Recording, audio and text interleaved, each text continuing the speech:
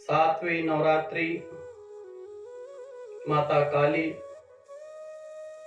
इनके जन्म का रहस्य और किस प्रकार से पूजा अर्चना करके आप अपने जीवन को सुखमय बना सकते हैं।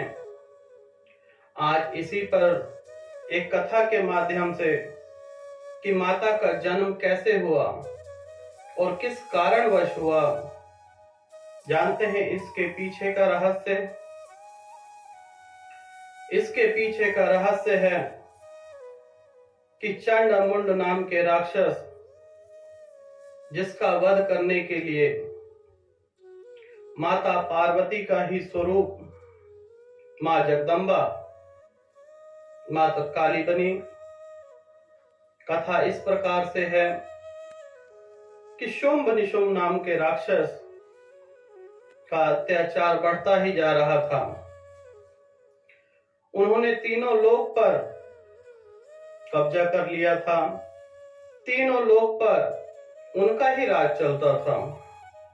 यहां तक कि सूरज और चांद यह भी उनकी आज्ञा लेकर निकलते थे। यमलोक पे भी उन्हीं का राज था। उनके पास सेना में चंडमुंड के नाम के राक्षस, रक्त बीज नाम के राक्षस हुआ करते थे, जिससे वे बहुत शक्तिशाली थे। इतना परेशान कर दिया उन्होंने देवताओं को कि देवताओं को छुपने की जरूरत पड़ गई। 1000 वर्ष बीत गए, देवता बहुत परेशान हुए। गुरु बृहस्पति के पास गए और कहने लगे, गुरुवर मार्गदर्शन दीजिए। जिस प्रकार से आप लोग परेशान होते हैं तो अपने गुरु के पास जाते हैं, वैसे देवताओं को भी अपने गुरु बृहस्पति के पास जाना पड़ा कि हमारी जो देव हैं, हम छुप छुप के रहते हैं। आज हमारी शक्ति जो है क्षीण हो गई है, उन्हें हमें धर्म की स्थापना करनी है। बृहस्पति देव हमें मार्गदर्शन दीजिए। तब बृहस्पति देव कहते हैं, आपको मां जगदम्बा के पास जाना होगा।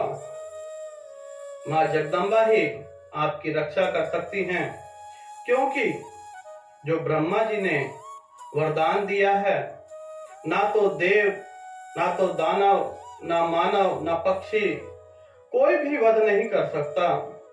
सिर्फ स्त्री के अलावा उनका वध और कोई नहीं कर पाएगा। चंड मुंड को मारने के लिए और रक्त बीज नामक राक्षस के लिए जब माता ने कल का अवतार लिया,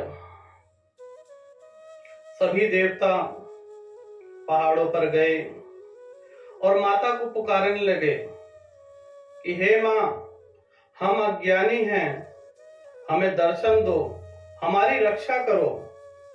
तब माता जगदम्बा प्रसन्न होती हैं और आती हैं और पूछती हैं, आप तो देव हैं, आपको यहाँ पर आने की क्या आवश्यकता पड़ी?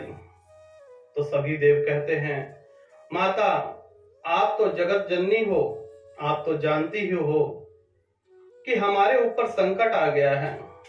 आज हम देवता नहीं रहे, आज हमें अपनी शक्तियां क्षीण हो चुकी हैं, हमें पुनः धर्म की स्थापना करनी है और आपका सहयोग चाहिए। तब माता कहती हैं, मैं आपके लिए पुनः अवतार लूंगी। आपको ब्रह्मा, विष्णु और महेश के पास पुनः जाना पड़ेगा। तो माता वहां से अंतर्ध्यान हो जाती हैं। ब्रह्मा, विष्णु और महेश से एक शक्ति उत्पन्न होती है और जो माता उसमें अपने प्राण डालती हैं, वह माता कौशिकी कहलाती हैं। और माता का रूप, जब कौशिकी का जन्म हुआ तो माता का रूप काला पड़ गया और वह मां काली चंड मुंड के नाम से प्रचलित हो गई। अब दो माता कौशिकी और माता काली निकल पड़ी। माता कौशिकी ने गाना बजाना शुरू किया। वहां पर चंड मुंड के नाम के राक्षस जो चारों तरफ भ्रमण किया करते थे, वह पहुंच गए शुंभ निशुंभ के पास कि हमारे राज्य में एक सुंदर कन्या आई है जो आपकी पटरानी बनने योग्य है।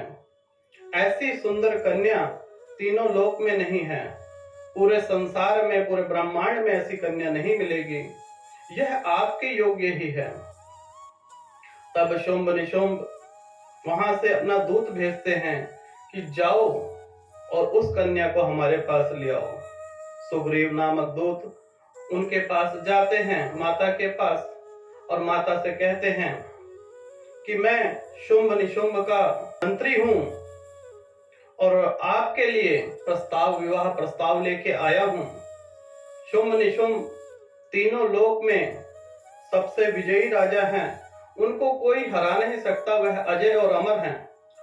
उनसे आप विवाह कर लीजिए और उनकी पटरानी बन जाइए। अब माता कहने लगी कि मैंने प्रण किया है, जो भी मुझे युद्ध में हराएगा मैं उसी से विवाह करूंगी। तो बाली नामक जो मंत्री था वह कहने लगा कि मैं आपको उठा के ले जाऊंगा, परंतु मैं इस समय दूत हूं। और यह समाचार ले जाके शुंभ निशुंभ को सुनाता है और शुंभ निशुंभ क्रोध में आ जाता है कि मेरी बात कैसे काट दी।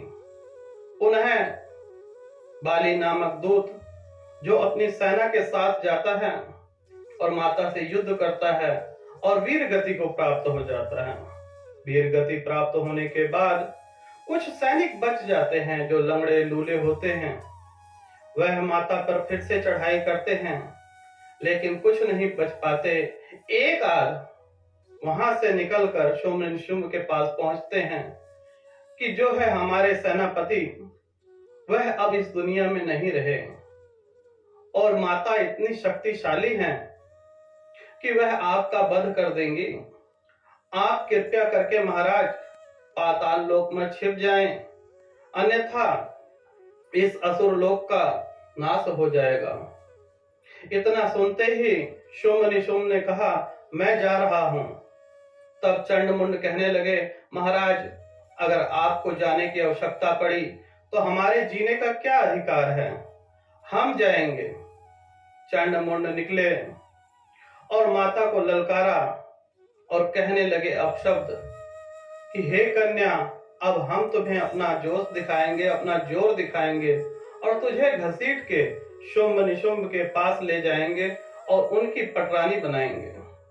माता क्रोधित हुई, माता ने बाणों की वर्षा की और उनपे धीरे धीरे उनका वध हो गया। वध होने के बाद जब यह खबर शुंभ निशुंभ के पास पहुंची कि वह वीर गति को प्राप्त हो गए हैं, जानते हैं कौन थे वह लोग?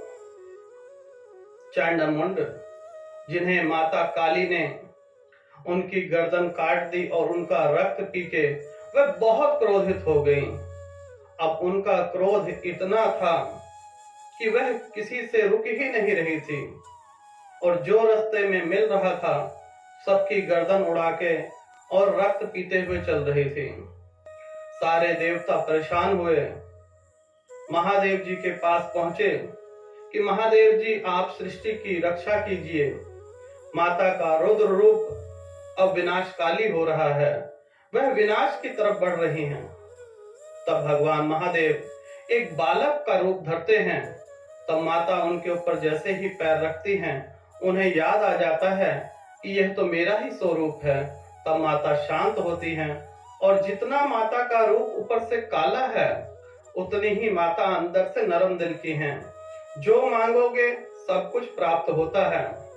आपके जीवन में जो भी चाहते हो, शक्ति से लेके धन तक, ऐश्वर्य, आराम, सब माता की ही तो देन है।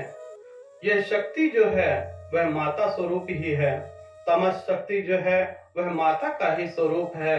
आपके अंदर क्रोध है, वह भी तो माता का ही एक स्वरूप है। इस क्रोध की अग्नि को शांत करना है तो माता के चरणों में जाइए, दंडवत प्रणाम कीजिए, पूजा अर्चना कीजिए। आपके घर में सुख शांति समृद्धि का भी वास होगा।